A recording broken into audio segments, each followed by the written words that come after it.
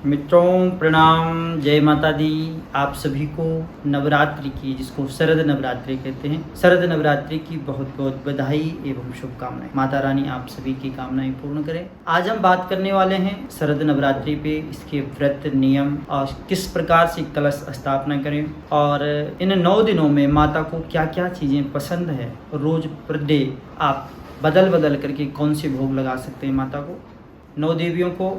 और इसमें कुछ हम उपाय बताएंगे घरेलू, जो हमारे किसी भी प्रकार की जो बाधाएं आती है घर में, कलह कलेश, पति पत्नी में झगड़ी इत्यादि, धन के वृद्धि के लिए, इन सभी के लिए हम कुछ उपाय भी बताएंगे। आइए जानते हैं। शुरुआत करते हैं व्रत के नियम से। जैसे कि आप जानते हैं, कोई भी व्रत हो, कोई भी नियम हो, कोई भी संकल्प हो, उसमें हमें पवित्रता का विशेष ध्यान रखना पड़ता है। खास करके इन नवरात्राओं में और माता की कोई भी उपासना होती है तो उसमें पवित्रता का विशेष ध्यान रखना चाहिए। आपको स्नान आदि से निवृत्त होकर के स्वच्छ वस्त्र पहनने चाहिए। अगर नए हो सकते हो तो नए वस्त्रों को धारण करिए और उसमें कलर का ध्यान रखिए। अगर आप रेड कलर में एक अवश्य कोई भी, चाहे आप दुपट्टा लें, चाहे आप कुर्ता लें, या कोई भी एक वस्त्र रेड रंग का अवश्य हो, ऐसा आप ख्याल रखिए। बाकी आप सात्विक रहें और दिन भर अगर आप फलाहार रह सकते हैं तो और भी अच्छी बात है, उत्तम बात है। सात्विक रहना, घर में अगर एक जना व्रत कर रहा है, 2 कर रहे हैं और कुछ लोग नहीं भी कर रहे हैं, तो घर में जो भी भोजन बनता है वह सात्विक भोजन बने, बिना लहसुन प्याज को वर्जित। काम क्रोध मद लोभ शव, इन सब को त्याग करके, क्रोध नहीं करना है, आलस्य नहीं करना है, किसी भी प्रकार का लोभ झूठ इत्यादि, इन सब से आप परहेज करें। सात्विक रहें, ब्रह्मचर्य का पालन करें, भूमि पे शयन करें। अगर आप इस प्रकार से व्रत का नियम करते हैं तो देखो आपकी कामना पूर्ण होने में कोई भी संशय नहीं है। बातें बहुत छोटी छोटी होती है लेकिन इसका बहुत बड़ा इफेक्ट हमारे जीवन में पड़ता है और माता प्रसन्न हो जाती है और जो हमारा संकल्प होता है, जो हमारा अनुष्ठान होता है, वह सिद्ध हो जाता है।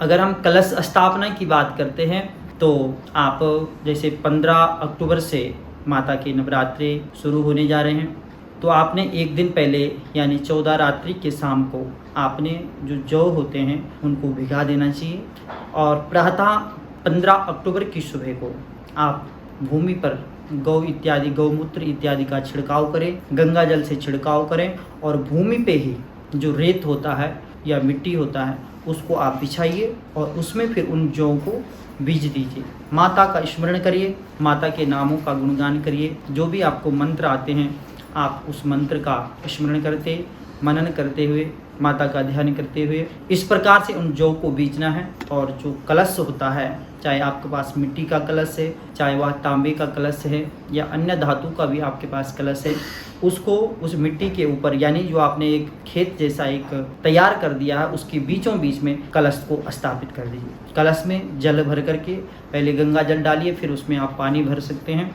उसके बाद उसमें एक सुपारी, 1 रुपये का सिक्का, दुर्बा, सर्वौषधि, पंचरत्न इत्यादि को उसमें डाल करके ऊपर से पंचपल्लव, आम के पत्तों को रख लो, आम के पत्तों की संख्या 5 हो और उसके ऊपर नारियल स्थापित कर दीजिए। अगर हो सकता है तो एक जब हम आम्रपत्र रखते हैं तो उसके ऊपर कोई बर्तन हो जिसमें हम नारियल रखें, तो ऐसा अगर कोई मिट्टी का घड़ा है उसमें एक ढक्कन भी आता है, उसके ऊपर आप चावल डाल करके फिर उसमें नारियल रख सकते हैं। इस प्रकार से आप कलश की स्थापना करिए, उसमें सभी देवी देवताओं का आह्वान करिए, क्योंकि 33 कोटि के देवी देवता सब जो है कलश में वास करते हैं। कहते हैं कलशस्य मुखे विष्णु कंठे रुद्र समर्थिता मूले तो स्थितो ब्रह्मा मध्य मात्र गणस्थिता। जितने भी सागर हैं, नदियां हैं, गंगा यमुना सरस्वती, इन सभी का आह्वान किया जाता है। तो आप ऐसे ही सभी देवी देवताओं का स्मरण करिए और उसी के ठीक बगल में आप कोई चौकी बिछा दीजिए, उसमें लाल कपड़ा रख दीजिए और उस पर माता की मूर्ति या फोटो स्थापित कर दीजिए।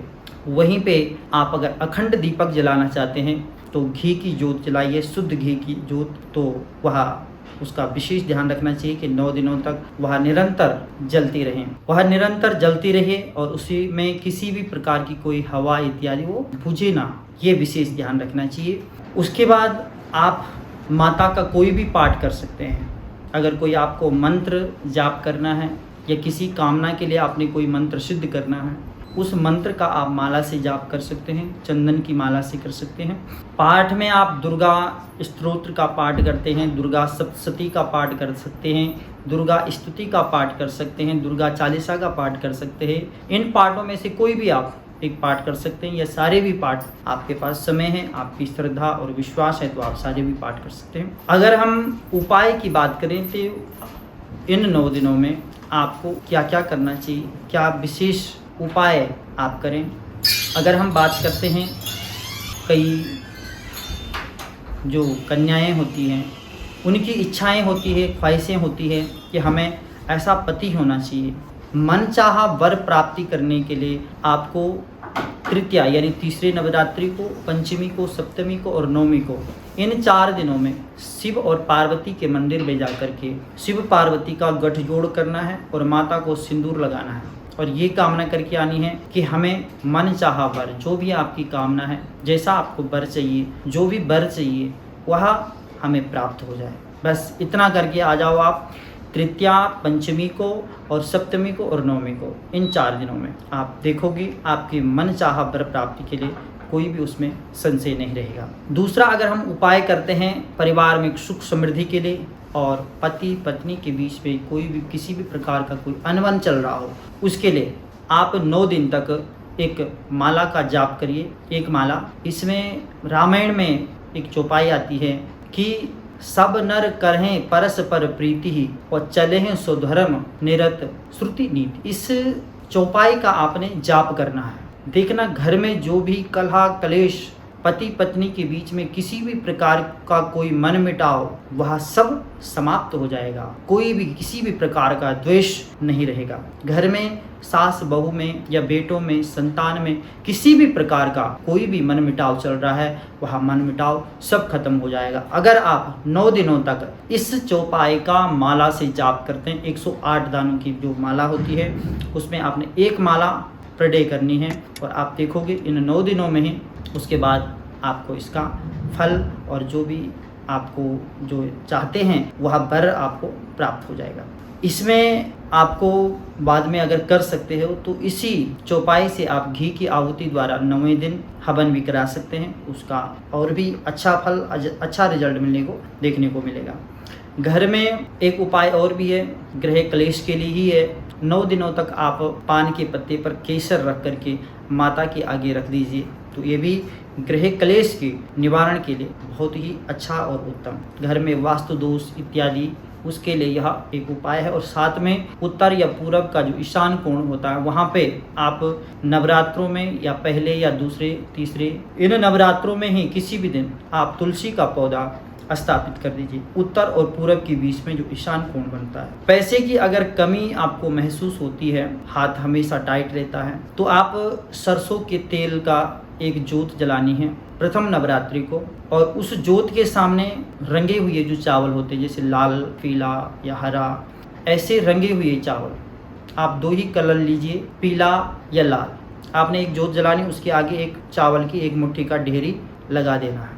दूसरे नवरात्रि के दिन आपने 2 जोत जलानी है और दूसरी ढेरी लगा देनी है। इसी प्रकार से 9 दिनों तक 9 जोतें जलेगी। पहले दिन 1, दूसरे दिन 2 जोतें जलेगी, तीसरे दिन 3, चौथे दिन 4, 5, इसी प्रकार से 9वें दिन 9 जोतें जलेगी और सामने चावल की ढेरियाँ होगी। जो जोत आपने पहले दिन जलाई उसी जोत को आप मतलब, क्योंकि तेल और बाती तो उसमें समाप्त हो जाएगा, जो दीपक होता है उसको आप दोबारा यूज कर सकते हैं, चेंज नहीं करना है, उसी को जलाना है।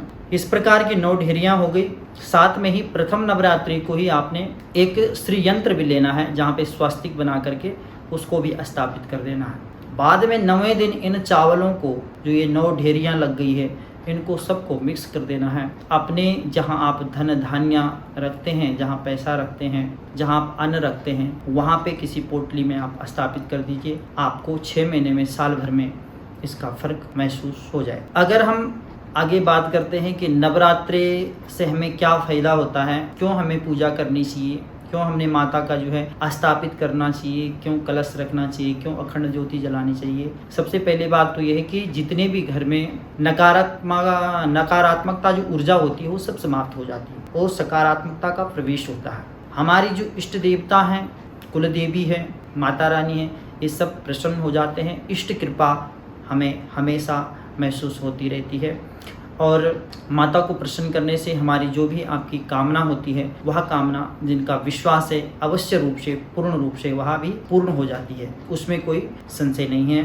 9 दिनों तक अगर हम भोग की बात करें कि माता को क्या भोग क्या प्रसाद चढ़ाएं, तो 9 देवियाँ होती है, 9 स्वरूप। पहली जो देवी होती है वह शैलपुत्री, प्रथमम शैलपुत्री चा, द्वितीयम ब्रह्मचारिणी, दूसरी ब्रह्मचारिणी, तृतीयम चंद्रघंटीते, कुष्मांडेथ, चतुर्थकम पंचमम स्कंदमाता, षष्ठमम कात्यायनी चा, सप्तमम कालरात्रि, त्रिमहागौरी, चाष्टमम नवम सिद्धिदात्री। 9वीं जो देवी होती है वह सिद्धिदात्री होती है। तो प्रथमम जो शैलपुत्री है उसके लिए आप घी से संबंधित या घी का भी भोग लगा सकते हैं, और घी में कोई वस्तु शुद्ध घी होना चाहिए गाय का, और उस घी में कोई भी वस्तु आप बनाएं और माता को भोग लगाइए। दूसरे दिन जो दूसरा नवरात्रा होता है वह ब्रह्मचारिणी का होता है, और उसमें आप मिश्री से संबंधित या मिश्री का भोग लगा सकते हैं, या मिश्री से बनी हुई कोई भी वस्तु उसका भोग लगाइए। कुष्मांडा माता होती है, तीसरे में आएगी कुष्मांडा माता आती है, उसमें पेठे का भोग लगा सकते हैं आप, या पेठा भी आप माता को चढ़ा सकते हैं। चंद्रघंटा होती है, उसमें आप दूध का भोग लगा सकते हैं। स्कंद माता होती है, उसमें केले का आप भोग लगा सकते हैं, और जो कात्यायनी होती है उसमें आप शहद का भोग लगाइए। कालरात्रि में गुड़ का भोग लगाइए, और जो कालरात्रि होती है उसमें गुड़ का, और जो महागौरी होती है उसमें नारियल का आप भोग लगाइए, और सिद्धिदात्री जो 9वें देवी है उसमें आप हलवा और पूरी का भोग लगाइए। इस प्रकार से 9 प्रकार के भोग आप 9 दिनों में ये माता को अर्पित करिए, और जिस प्रकार से मैंने बताया है उस प्रकार से आप विधि और विधान से नियम पूर्वक करते हैं और भक्ति और श्रद्धा के साथ करते हैं, तो आपकी जो भी कामनाएं हैं वह कामना पूर्ण हो जाती है। तो मित्रों, आज के लिए इतना ही। प्रणाम। जय माता दी।